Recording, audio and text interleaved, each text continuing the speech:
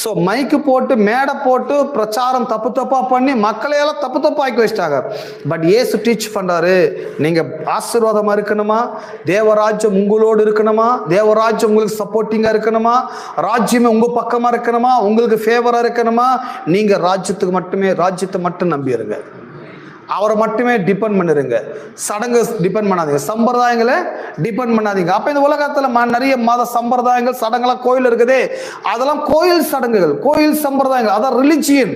அந்த ரிலிஜியனெல்லாம் நீங்க டிபெண்ட் பண்ணாதீங்க. அது கிடையாது உங்களுடைய சோர்ஸ். உங்களுடைய சோர்ஸ் தேவராஜ்யம். தேவராஜ்யம் என்ன சொல்லுது? அவரை மட்டுமே சார்ந்திருங்கள். ஆவியில் எளிமையுள்ளவர்கள், ஆவியில் எளிமையுள்ளவர்கள்.